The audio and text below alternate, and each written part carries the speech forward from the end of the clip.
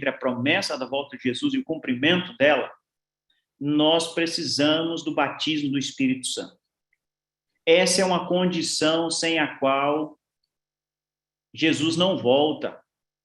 Sem chuva serôdia não há pregação do evangelho eterno em todo mundo, e sem pregação do evangelho não há volta de Jesus. Então, nós precisamos colocar todas as nossas energias nessa busca pelo batismo do Espírito Santo. Nessa busca pelo batismo do Espírito Santo. Eu louvo a Deus por estar vivendo essa experiência na Sala 57. Louvo a Deus por aquilo que o Espírito Santo tem feito aqui na minha vida, na minha família, no distrito, na cidade. Eu moro aqui em uma cidade onde há um outro distrito, o distrito da Central, né? Pastor Osvaldo é um parceiro, a gente tem juntos conversado, orado, e fica muito claro para nós que nós precisamos de reavivamento. Então, eu louvo a Deus por tudo aquilo que Ele tem feito na minha vida e na vida dos meus irmãos aqui do Distrito de Santa Terezinha. Deus seja louvado, porque nós estamos experimentando essa vida no Espírito. Nós estamos experimentando essa vida no Espírito. Tem os seus momentos de dificuldade, porque o Espírito Santo, quando vem, ele mexe com coisas, né? Ele mexe com coisas que a gente, de repente, não gostaria, não são agradáveis de ser mexidas, mas são necessárias, são necessárias. Então, nessa manhã, nós vamos estudar a palavra de Deus nessa direção de vida no Espírito, e eu quero enfatizar mais uma vez aqui o convite, né, para os meus amigos pastores que são aqui da região. Eu sei que não é tão perto, né, ali de Campinas, Sorocaba, Hortolândia, né, dá uma viagenzinha, mas se a agenda estiver livre, vocês são convidados a participar conosco aqui desse congresso de reavivamento, tá certo? E vai ser uma bênção ter vocês aqui conosco, participando aqui, orando conosco também. Então, sintam-se convidados para estar aqui conosco, ok? Ontem, nessa casa onde uma irmã falou que gosta muito do pastor Ivo, e a irmã Joana falou que gosta do pastor Wagner, estava lá também a irmã Neila, e ela disse que gosta muito do pastor Abidoral. Então, cada um de vocês tem gente aqui que gostam muito de vocês. E pastor, deixa eu te cortar, não, pastor, o que é legal é o seguinte, é que a gente não tem ciúme do outro, pastor. A gente não tem ciúme do outro, é bom que eles gostem de nós, pastor, que gostem dos pastores. Que bom que tem uma pessoa que ama, vários amam ouvir o pastor Ivo, e outros amam ouvir o pastor Abdoral, você, e eu sempre digo isso, esse colorido de pessoas que eles assimilam o perfil de determinados pastores, isto contribui para a pregação do evangelho, pastor, isso é legal demais. Deus seja louvado. Pastor Wagner, um dos links que você mandou na semana passada falava sobre quando as pessoas se ligam, né? Eu não lembro o texto exatamente, mas falava sobre isso. Quando as pessoas se ligam em amor, isso é sinal de que o Espírito Santo está ali, sem a inveja, sem esse ciúme. E seria muita presunção eu querer que as minhas ovelhas amassem apenas a mim. Eu vou ficar aqui 4 anos, 5 anos, né? Deus sabe quanto tempo vou ficar aqui, e depois eu vou embora. Imagina se não tivesse no coração dessas ovelhas espaço para amar outras pessoas. Então, louvado seja Deus, porque eu posso receber você aqui, pastor Wagner, receber aqui o pastor Esmeralda, receber aqui o pastor Eliabe, e ouvir os meus irmãos dizendo assim, eu amo esse pastor, querendo abraçar, igual a irmã Joana, eu quero estar lá 5h30 para abraçar o pastor Wagner, né? Eu gosto de fulano de tal. Isso é realmente, como a Ana mencionou, né? A gente experimentando o céu, a gente experimentando o céu. Deus seja louvado por isso. Eu estou sonhando com esse momento em que na igreja a gente vai ter o seguinte comportamento, né? Eu falava para isso numa comissão minha aqui há alguns dias. A gente tem o comportamento de torcer pelo outro. de torcer pelo outro, né? Você vê alguém que tem um dom diferente do seu, você fala, você olhar assim, hoje fulano de tal vai cantar, eu vou na igreja porque Deus vai usar fulano de tal. Fulano de tal vai pregar, eu vou lá na igreja porque Deus vai usar fulano de tal. Né? Eu estou sonhando com isso. Né? O desbravador vai fazer uma programação, eu não sou desbravador, não tenho idade de desbravador, não tenho filho no desbravador, mas eu vou lá porque Deus vai usar aqueles desbravadores. É esse espírito que nós precisamos, que vai contribuir para a pregação do evangelho. E nós estamos começando a viver isso. Nós estamos começando a entender que ficar cada um puxando para o seu lado só traz frustração e tristeza e contribui para o avanço do reino das trevas, né? Ao contrário, quando a gente se une, a gente torce um pelo outro, né? A ilustração que eu uso para deixar isso claro é a do jogo de panelas. A gente às vezes reclama na igreja porque tem panelinha, né? Tem uma panelinha e tal, mas pensa num jogo de panelas. O problema não é a panela, né? Se eu tenho um jogo de panela, você quer ferver uma água, você tem lá o caldeirão, né? Ou a leiteira, como eles dizem aqui em Itararé. Então, você vai usar aquela. Você quer fritar um ovo, você tem a frigideira para isso. Você quer cozinhar algo menor, você tem uma panelinha menor. Você quer cozinhar algo maior, você tem uma panela maior. As panelas não ficam assim, né? Quando vai fritar o ovo, aí o caldeirão, lá, pegou a frigideira. Não faz isso. Porque a frigideira é para isso. Né? Então, o problema não é a panelinha dentro da igreja. O problema é que uma panelinha, às vezes, não quer torcer pela outra, entendeu? Então, eu sonho o dia que a frigideira, depois de ser usada, ela diz, agora Deus vai usar o caldeirão. Deus vai usar o caldeirão agora. Que bênção que vai ser. Então, irmãos, nós precisamos caminhar para isso. Uma panelinha torcendo para outra. Né? Uma panelinha torcendo para outra. Tem que ser assim. Tá certo? E é o Espírito Santo quem nos leva a esse sentimento, irmãos. E hoje, eu quero meditar com vocês em Romanos, capítulo 8, nós vamos ler do verso 1 ao verso 11, tá? E eu coloquei aqui nessa mensagem o título Opostos que não se atraem. Opostos que não se atraem. Esse sermão, ele já está escrito, então depois eu vou mandar para a Iclei, e aí se alguém quiser usar, né, fique à vontade, tá bom? Eu fiquei devendo aí uns sermões que eu preguei aqui na sala, né, das bem-aventuranças. Eu não escrevi tudo ainda, então por isso que não mandei, tá bom? Mas esse aqui já está escrito, então posso compartilhar com aqueles que porventura quiserem.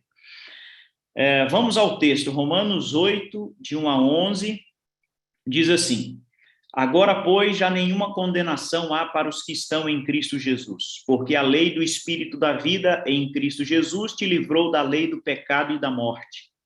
Porquanto que for impossível a lei no que estava enferma pela carne, isso fez Deus enviando o seu próprio Filho em semelhança de carne pecaminosa e no tocante ao pecado. E com efeito condenou Deus na carne o pecado, a fim de que o preceito da lei se cumprisse em nós, que não andamos segundo a carne, mas segundo o Espírito.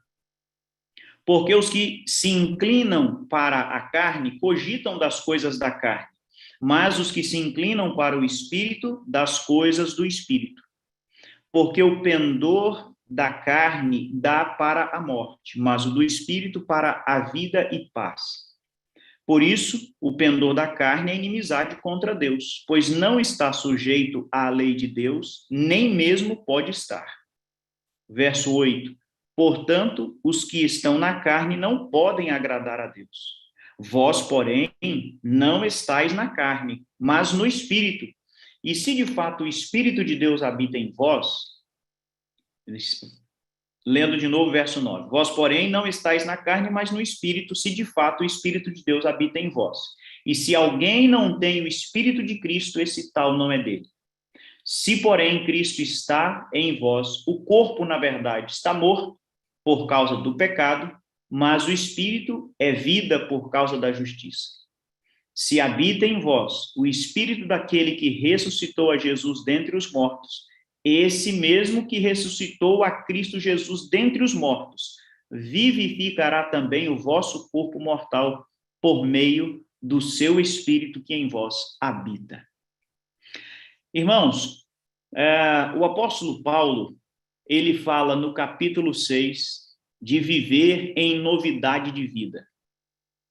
Ele vem construindo uma sequência. Capítulo 6, novidade de vida. Capítulo 7, a luta para viver essa novidade de vida. Eu preguei um sermão aqui em maio do ano passado, graças a Deus por Cristo Jesus, um sermão que mexeu muito comigo, mexeu com algumas pessoas também aqui, que me deram feedback, do capítulo 7 de Romanos. E o capítulo 7 termina com essa expressão, graças a Deus por Cristo Jesus, o nosso Senhor. Então, novidade de vida no capítulo 6, a dificuldade para viver essa novidade de vida no capítulo 7, terminando aí com a expressão de gratidão por Cristo Jesus, e no capítulo 8, uma expansão dessa vida no Espírito. É interessante nós notarmos que no capítulo 7, o eu está no centro, o pecador está no centro e o resultado é a morte. Quem me livrará do corpo dessa morte? No capítulo 8, o Espírito está no centro e o resultado é vida e paz. O resultado é vida e paz. A palavra Espírito aparece 21 vezes no capítulo 8 de Romanos. 19 delas referindo-se ao Espírito Santo. Alguns chegam a dizer que capítulo 8 de Romanos é o Pentecostes em Romanos.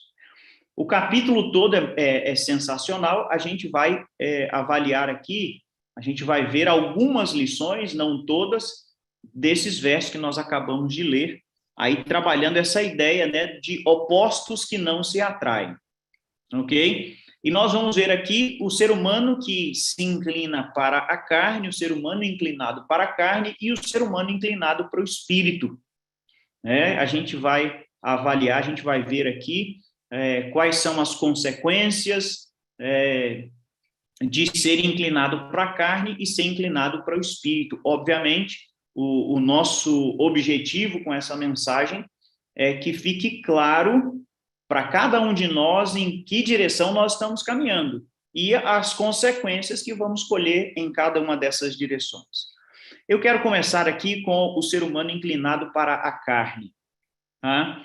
E é importante você e eu entendermos que naturalmente nós somos inclinados para a carne.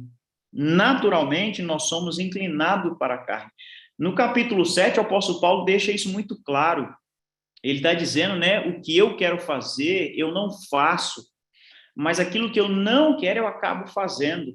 Aqui no verso 3, o apóstolo Paulo diz assim, Romanos 8, verso 3, se você puder deixar a sua Bíblia aberta aí, que a gente vai passear entre os versos 1 e 11 aqui, e não numa sequência cronológica, mas no verso 3, o apóstolo Paulo diz, o que fora impossível à lei, porque estava enferma pela carne. Aqui o apóstolo Paulo, na sua maneira de escrever, dentro de toda a sua capacidade, toda a sua inteligência, o que o leva a escrever de uma maneira, num primeiro momento, complexa, ele está transportando para a lei o problema do ser humano. O problema, na verdade, não está com a lei. No capítulo 7, o apóstolo Paulo já reconheceu que a lei é boa, o mandamento é santo, justo e bom. O que Paulo está dizendo para nós no verso 3, quando ele diz assim, porquanto que for impossível pela lei no que estava enferma pela carne, é que a nossa natureza humana é tão inclinada para o pecado, para o mal, que a gente não consegue fazer outra coisa senão o que é errado. O apóstolo Paulo, no capítulo 7, do 17 a 23, ele diz, eu quero fazer o bem, mas eu vejo o mal que habita em mim. Ele descreve ali o pecado quase como uma entidade que luta para assumir o controle. Então, nós naturalmente somos inclinados para a carne. Tá? Isso precisa ficar claro para nós. O apóstolo Paulo, lá em Romanos 6, 12, ele vai apresentar o pecado como um rei que domina com mão de ferro sobre nós. Isso que o apóstolo Paulo está apresentando. Essa é a condição humana, uma condição evidente em toda a Bíblia a partir de Gênesis 3. A inclinação do ser humano para a carne, naturalmente inclinados para a carne. E aí, o ser humano que se inclina para a carne, ele não pode se inclinar para o espírito. Ele não pode se inclinar para o espírito. Ok? Aqui no verso 5, o apóstolo Paulo diz, né? Os que se inclinam para a carne cogitam das coisas da carne. Os que se inclinam para o espírito, das coisas do espírito. Então, Paulo está refletindo aqui em Romanos 8, de 1 a 11, uma ideia presente em toda a Bíblia. Que ideia é essa? É a ideia da mútua exclusão.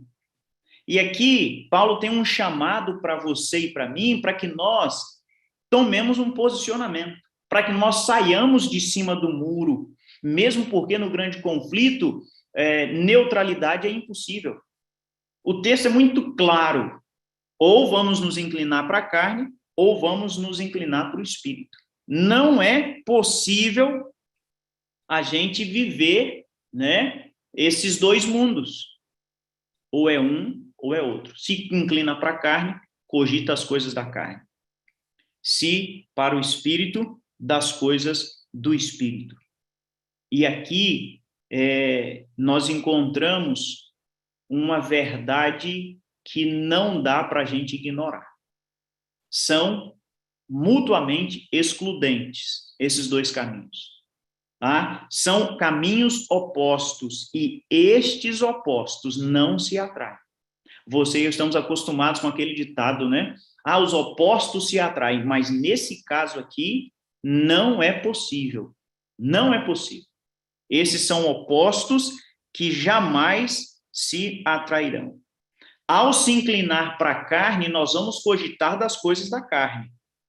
E o apóstolo Paulo, embora não mencione aqui, lá em Gálatas capítulo 5, ele vai mencionar o que são as coisas da carne. E a palavra que ele usa aqui para inclinar é uma palavra que tem que ver com a questão de afeto, vontade, razão, é aplicar a mente, o coração, é esforçar-se naquela direção. Isso é inclinar-se para a carne. E o que é inclinar-se para a carne? Gálatas 5, 19 a 21 deixa claro. As obras da carne que são imoralidade sexual, impureza, libertinagem. E aqui você e eu precisamos tomar cuidado, porque quando fala em carne, muito facilmente nós ligamos isso a questões de imoralidade. Faz parte, mas olha o que Paulo diz, ó. As obras da carne, imoralidade sexual, impureza, libertinagem, idolatria, ou a egolatria, feitiçarias, inimizades, rixas, ciúmes, são coisas que quando a gente fala em carne, não vem logo à nossa mente, mas são obras da carne. Então, rixas, ciúmes, iras, discórdias, divisões, facções, invejas, bebedeiras, orgias e coisas semelhantes a essas. Declaro a vocês, como antes já o preveni, que os que praticam tais coisas não herdarão o reino de Deus. Então, irmãos, nós somos naturalmente inclinados para a carne e, ao nos inclinarmos para a carne, deixamos de lado o espírito, porque são coisas opostas, e caminhamos na direção dessas obras que eu acabei de mencionar. Isso vai colocar você e eu na condição de inimigo de Deus. O ser humano que se inclina para a carne, ele é inimigo de Deus. É inimigo de Deus. No verso 7, capítulo 8, verso 7, Paulo diz, por isso o pendor da carne é inimizade contra Deus, pois não está sujeito à lei de Deus, nem mesmo pode estar. Uma vez que carne e espírito são duas coisas opostas, se eu me inclino para uma, eu estou me tornando inimigo da outra. Então, se eu me inclino para a carne, eu me torno inimigo de Deus. E o apóstolo Tiago vai dizer, né, acaso não sabeis que a amizade do mundo é inimizade contra Deus? Então, o ser humano que se inclina para a carne é inimigo de Deus. Inimigo de Deus. É interessante que no verso 7, o apóstolo Paulo diz que nós somos inimigos, por quê? porque nós não estamos sujeitos à lei e nem podemos estar. Nem podemos estar. Não tem como a gente se inclinar para a carne e querer estar sujeito à lei de Deus. É impossível. É impossível. Nós vamos viver num estado de inimizade contra Deus. Aqui Paulo usa o verbo no presente.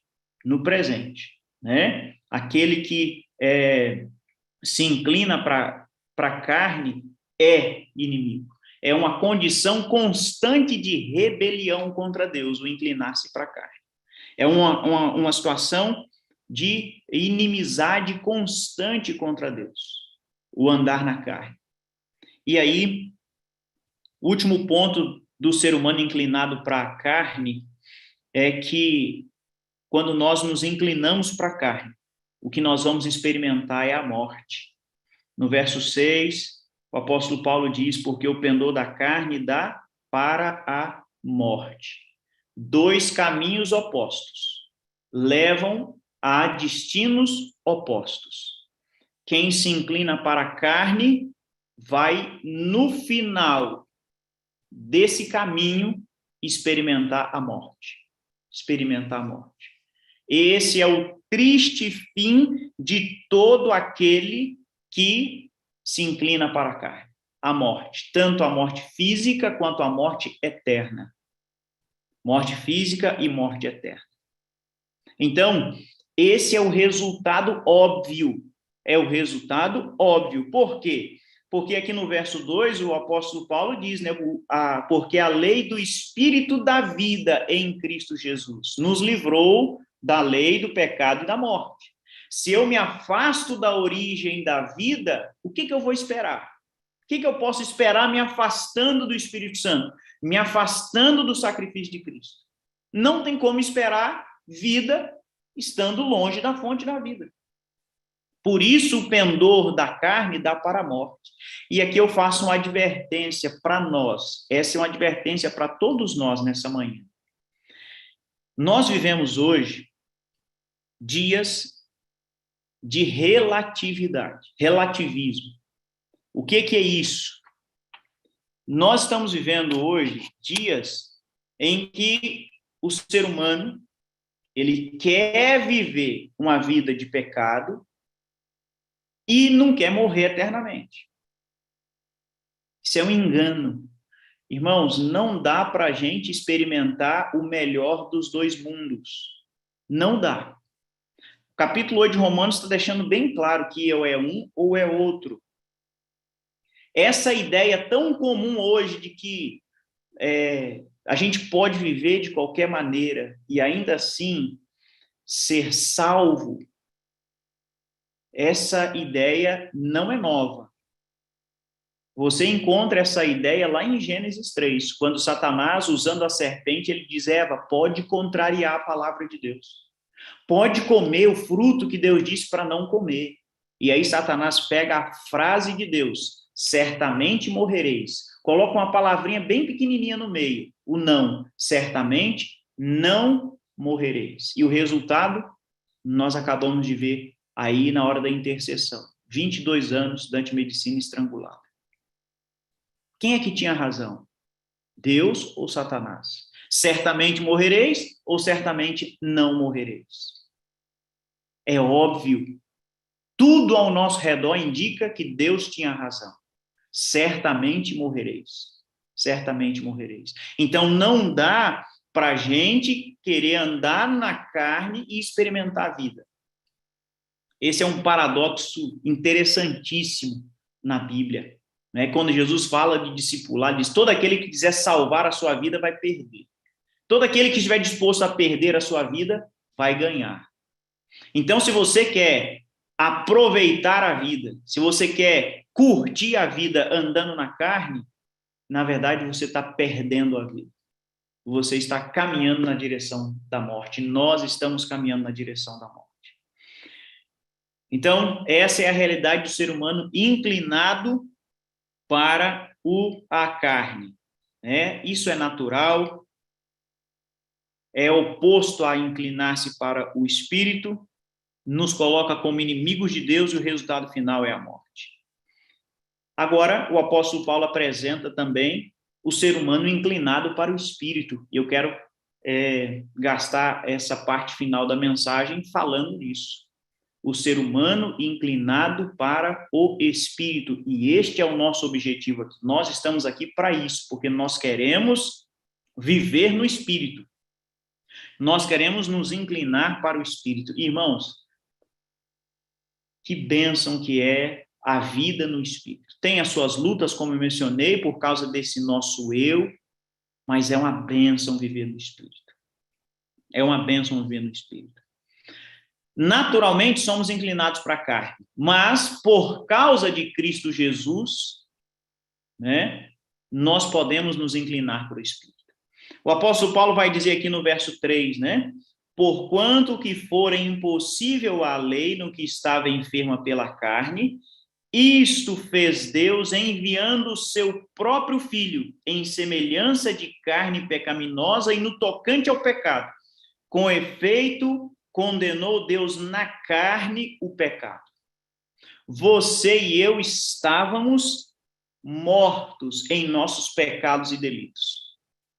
Mas Deus enviou Cristo Jesus. Deus enviou Cristo Jesus. E agora o Espírito Santo vai pegar o que Cristo fez e vai aplicar em nós. Ele vai aplicar em nós. Vai aplicar o sacrifício de Cristo na nossa vida. Então, por causa de Cristo, nós temos a esperança de que o Espírito trabalhe em nós e nos faça inclinar para o Espírito Santo. Há algum tempo atrás, talvez alguns meses, eu estava falando aqui com o pastor Wagner, né? Cristo é poderoso. Cristo é poderoso, irmãos. Graças a Deus por Cristo Jesus. Pastor Wagner mencionou aqui hoje na introdução da sala, né? Que aqui nós falamos do Espírito, ele pausou aquela tela lá com o hino Vive em mim, né? E lá, aquela parte que fala, né? Santo, Santo Espírito, enche-me de fervor para que eu ponha a minha vida nas mãos do Salvador. Entendam uma coisa. Falando aqui do que Cristo fez por nós e isso possibilita a gente se inclinar para o Espírito. É assim, ó. Imagine que o seu corpo nosso corpo precisa de algumas substâncias para ficar vivo. A gente precisa, né, de água, a gente precisa de comida, vitaminas, minerais, proteínas, carboidrato, a gente precisa disso. Imagine que você tenha uma mesa farta desses elementos o mais natural possível. Aí você fica olhando para aquilo ali, e o seu corpo precisando de proteína e você olhando para a mesa. Seu corpo precisando de vitamina e você olhando para a mesa. Seu corpo precisando de carboidrato e você olhando para a mesa. Precisando da água e você olhando para a mesa. O que vai acontecer? Você vai morrer magricela assentado à mesa. Você vai morrer magricelo assentado a uma mesa farta. Por quê? Porque você só olhou para aquilo. Aquilo não entrou no seu organismo, não entrou no nosso organismo e não foi metabolizado para que nós pudéssemos ficar vivos. Assim é o sacrifício de Cristo. Jesus na cruz, Jesus no santuário celestial, tem tudo que nós precisamos para ficar vivos. Mas se você e eu ficarmos olhando para Jesus na cruz, olhando para ele no Calvário, mas ele não entrar em nós, a gente morre olhando para Jesus. Agora, quem é que vai fazer Jesus entrar em nós? É o Espírito Santo. É por isso que na sala 57 nós falamos tanto no Espírito Santo, porque ele é o que faz o poder de Cristo estar em nós. Aqui nós não estamos promovendo, irmãos, nós não estamos promovendo competição entre a divindade. Porque isso não existe. Na minha cabeça é muito claro. Alguns irmãos da nossa igreja que têm problema com o Espírito Santo é porque não entenderam não entenderam que entre a divindade não há competição. Não entenderam que entre a divindade não há competição. Pai, Filho e Espírito Santo não competem como nós, às vezes, dentro da igreja, competimos. Pai, Filho e Espírito Santo não têm raiva um do outro, como às vezes acontece conosco dentro da igreja. Tá? Então, aqui na sala, nós não promovemos competição entre Jesus e Espírito Santo, não. O nosso objetivo aqui é que fique claro para nós que o sacrifício de Cristo só pode ser aplicado para nós efetivamente por meio da obra do Espírito Santo, porque foi o que Cristo falou. Então, Paulo diz aqui que nós estávamos impossibilitados de nos inclinar para o Espírito, mas Deus enviou seu Filho, condenou o pecado na carne, e agora o Espírito pode pegar o sacrifício de Cristo, aplicar em nossa vida, e agora nós podemos andar no Espírito. A nossa natureza, o nosso eu vai ser subjugado, e nós vamos caminhar na direção do Espírito. Graças a Deus por Cristo Jesus. Porque o sacrifício de Cristo abriu o caminho para que o Espírito trabalhasse em nós. E agora a gente caminha para o Espírito Santo. Caminha, ou a gente anda, se inclina para o Espírito. E aí agora é só você fazer o contraponto. O ser humano inclinado para a carne, naturalmente, ele não pode se inclinar para o Espírito. Agora, o ser humano inclinado para o Espírito, ele também não vai poder se inclinar para a carne. A gente volta à ideia da mútua exclusão. A ideia da mútua exclusão. Assim como o homem que se inclina para o Espírito cogita das coisas, se inclina para a carne, cogita das coisas da carne, eu li aqui Atos 5, 19 a 21, aquele que se inclina para o Espírito vai cogitar das coisas do Espírito, mas é cogitar das coisas do Espírito com a mesma ideia. O inclinar para o Espírito aqui é pensar, é cuidar, é aplicar a mente, o coração, é esforçar-se naquela direção. É os seus afetos, a vontade, tudo em nós vai se inclinar para o Espírito. Tudo em nós vai se inclinar para o Espírito, vai cogitar das coisas do Espírito. E assim como em Gálatas Paulo fala do que é as obras da carne, ele vai falar também do que é as obras do Espírito. Ele não diz aqui em Romanos 8, mas ele vai dizer em Gálatas capítulo 5, aqui do verso 22 ao 24, Paulo diz o quê? As coisas, né, as obras do Espírito são amor, o fruto do Espírito é, né? Amor, alegria, paz, longanimidade, benignidade, bondade, fidelidade, mansidão, domínio próprio. Contra essas coisas não há lei. E os que são de Cristo Jesus crucificaram a carne com as suas paixões e desejos. Fica claro, irmãos, a mútua exclusão. Quem se inclina para a carne, cogita da carne e não pode agradar a Deus. Quem se inclina para o Espírito, cogita o fruto do Espírito e vai agradar a Deus. Vai agradar a Deus. No verso 4, o apóstolo Paulo diz assim, a fim de que o preceito da lei se cumprisse em nós. A fim de que o preceito da lei se cumprisse em nós. A ideia do verso 4 é que os justos reclamos, as justas exigências da lei se cumprem em nós, quando nós nos inclinamos para o Espírito. Quando nós nos inclinamos para o Espírito. Agora é importante nós entendermos uma coisa. Essa aqui é uma outra competição que muitos cristãos fazem. Talvez não, certamente nós temos aqui irmãos de outras denominações. E várias outras denominações, e alguns até dentro da igreja também, da igreja adventista, fazem isso. Uma competição entre lei e graça. Uma competição inexistente na Bíblia. Tá? Não existe competição entre lei e graça. Essa competição inexiste na Bíblia. Tá certo? Por quê? Porque livres do pecado pelo Espírito que dá vida, qual é a consequência? O verso 4.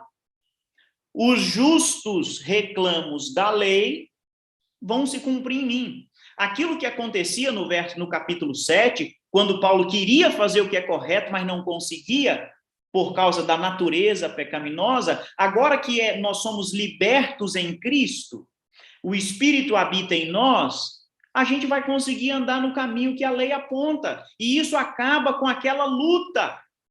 Isso acaba com aquele desespero. Por quê? Porque antes de Cristo me livrar da lei, do pecado e da morte, e o Espírito Santo aplicar essa libertação em mim, eu me via desesperado, querendo fazer o que é correto, mas não conseguindo. Agora, eu olho para a vontade de Deus, eu olho para a lei de Deus, e pelo agir do Espírito em mim, eu caminho nessa direção. Então, nós somos livres para obedecer a Deus. Essa é a ideia. Agora, se você, quando pensa assim, a obedecer a lei de Deus, pensou no sábado, errou. Errou. Sabe por quê? Romanos 5:5 diz que o Espírito derrama o amor de Deus no meu coração. Romanos 13:8 vai dizer: o cumprimento da lei é o amor. Eu não posso pensar em sábado, primeiramente, quando fala de guardar a lei. Quando Romanos 8:4 vem à minha mente, a fim de que o preceito da lei se cumprisse em nós, eu não posso pensar em sábado primeiro. Eu não posso pensar em não roubar primeiro.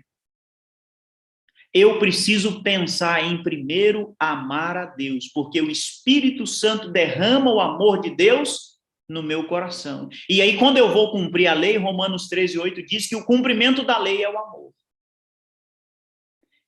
Justos reclamos da lei, cumprindo em nós, é o amor de Deus manifesto em nós, pela obra do Espírito Santo. E aí, obviamente, para tranquilizar o seu coração, você que é mais zeloso, né?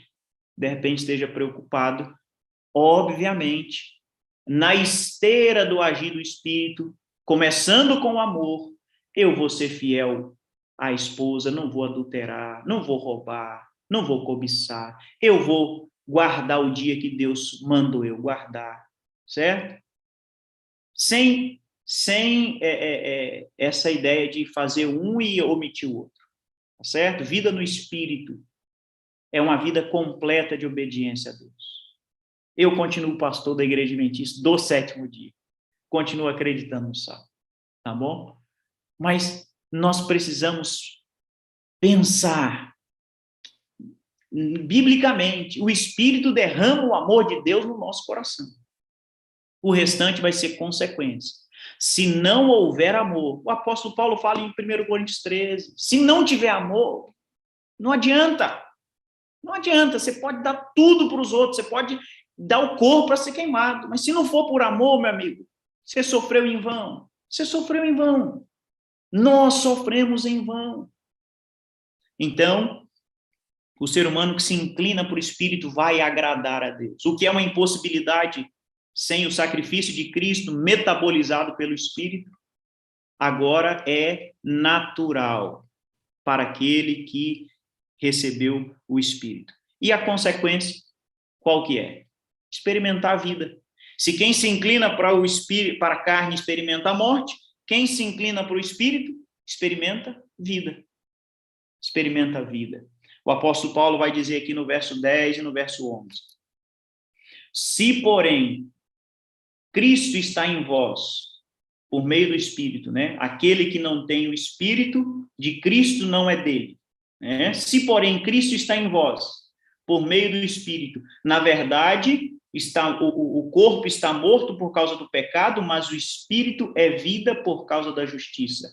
E se habita em vós o Espírito daquele que ressuscitou a Jesus dentre os mortos, esse mesmo que ressuscitou Jesus Cristo dentre os mortos, vivificará também o vosso corpo mortal por meio do Espírito que em vós habita. É por isso que nós vemos o vídeo aqui de Ezequiel do Vale de Ossos Secos.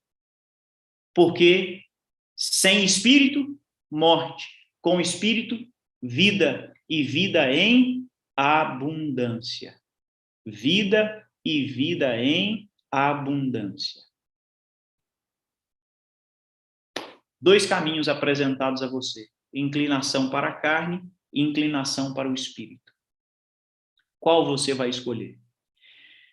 Pela graça de Deus, eu tenho escolhido a inclinação do Espírito.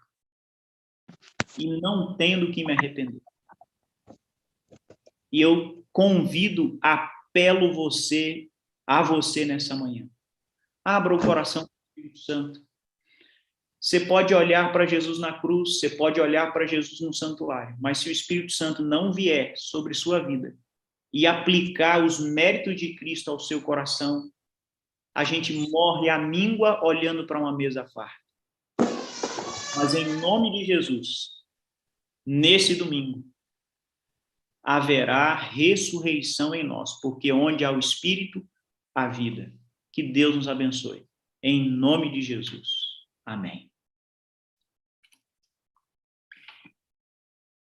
Eita, menino, essa inclinação, hein? A obtenção dessa inclinação para o Espírito, pastor, é um negócio que é brutal. Porque como nós somos dotados de um monte de coisa que a natureza pecaminosa fez de alterações em nossa natureza, para a gente inclinar para o Espírito, pastor, não ter que deixar de fazer um monte de coisa que essa natureza pede. Por isso que Paulo, quando ele fala assim, ó, miserável homem que sou, ele está dizendo que ele era um cara mau caráter, não.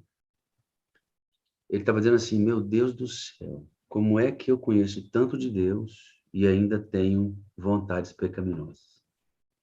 Mas como é miserável isso, né? É esse o negócio dele. Exatamente, não é uma pessoa que está alheia a Deus, é alguém que se converteu, né? E aquela ideia da santificação, né? Quanto mais perto de Cristo, mais nojento fica essa inclinação miserável da carne. Por isso que o perfeccionismo é tão... Brutal, velho. É uma coisa assim, tão nojenta, Wagner, porque como é que eu posso cair na besteira e dizer que estou sem pecado, né? Então, se eu estou perto de Jesus, eu vou andar igual Paulo, eu sou o maior dos pecadores, né? Quem olhava para Paulo dizia assim, esse cara está no céu já, mas Paulo que se conhecia, né? E aí a gente para de pensar nas coisas grandiosas, a gente começa a pensar naqueles detalhezinhos que às vezes me faz ter uma invejazinha aqui, no caso de quem é pastor, querer pastorear mais um do que o outro, né? Que é mais difícil de ser pastoreado, né? Então, essas inclinações da carne precisam ser vencidas com isso. Por isso, eu tenho pensado muito, Wagner, no seguinte, a gente tem que parar de lutar contra essas inclinações e lutar para ter o Espírito. Pronto. Porque a gente não vai vencer. É isso, pastor. A gente tem que entender que cristianismo é relacionamento e não fazer coisas certas ou erradas. Quando eu excluo o relacionamento e vou para o certo e errado, eu me frustro e me torno uma régua para você. Porque do jeito que eu me relaciono com Deus em certo e errado, eu vou me relacionar com você na base do certo e errado. Agora, se eu me relaciono com Deus num processo de intimidade, de amor, de dependência, de sentir a bênção, de ver a transformação, eu amo Jesus, amo, quando eu me relacionar com você, eu vou me relacionar amando você. Porque a base da minha relação com Deus vai ser a minha base da relação com você. Eu não vivo com um checklist, né, na mão. Ainda como carne, ainda como chocolate, ainda como açúcar, estou dormindo 8 horas, estou bebendo água. Eu deixo isso de lado e vou me focar nesse amor para com Cristo. E, naturalmente, as outras coisas vão vindo. É isso, porque a palavra de... Onde é que o Espírito nos lança? Na palavra. Lá eu descubro, durma cedo. Lá eu descubro, se alimente bem. Lá eu descubro, você deve dar bom testemunho com a sua roupa. Lá eu descubro que eu devo amar o meu próximo, que eu devo perdoar. Eu descubro tudo isso, mas eu não tenho poder para fazer. A desgraçada da natureza pecaminosa está em mim. Na palavra eu conheço tudo, e no Espírito eu tenho poder. Poder de quê? De ser semelhante a Cristo. Porque Cristo é isso que a Bíblia revela. Se o Espírito me lança em Cristo, eu vou ser o que a Bíblia revela, irmão. Mas esse é o fluxo correto do cristianismo. E isso faz toda a diferença. Por que você conhece pessoas, pastor, altamente agradáveis, pessoas que vivem em santidade, em muito melhor nível que você, mas essa pessoa nunca te constrange pela vida santa que ela tem. Porque ela entendeu, amigo, o negócio é ela e Deus. E ela ser um processo de emulação. Sabe o que é emulação? A palavra o sentido dessa palavra é, eu quero ser igual àquela pessoa. Eu devo provocar no outro o desejo de ser igual, assim, a mim. Cara, por que o pastor Wagner é assim? Eu quero saber isso aí. Esse é o negócio. Agora, o cara que tem um negócio certo, errado, ele já entra na sua presença assim, pastor Fernando, tá comendo bife. Isso é uma miséria, isso é uma desgraça. Meu. Engraçado, né, Wagner, que por exemplo, Jesus, as pessoas queriam estar perto dele. A pessoa mais santa que já pisou nessa terra, Jesus Cristo. Todo mundo queria estar perto. Na igreja, às vezes, nós temos alguns santos que ninguém quer estar perto. Ninguém quer estar perto. Né? Tem alguma coisa errada nisso, porque o maior santo, Cristo, todo mundo queria estar perto. Né? E assim, ó, e quando alguém não queria estar perto, por exemplo, Pedro, né? Afasta-te de mim que sou pecador. Ele não disse assim, então tá bom, vai-te embora, carniça. Não falou isso para Pedro. Não. Ele, não, Pedro, vem cá, fica aqui, vai dar certo. Foi o primeiro que ele buscou logo depois da ressurreição, porque ele viu Pedro traindo publicamente.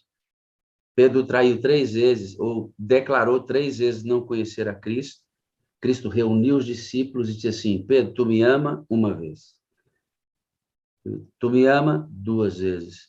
Tu me ama 3 vezes. Por que 3 vezes ele perguntou se que Pedro amava? Porque Pedro havia publicamente o declarado traição 3 vezes.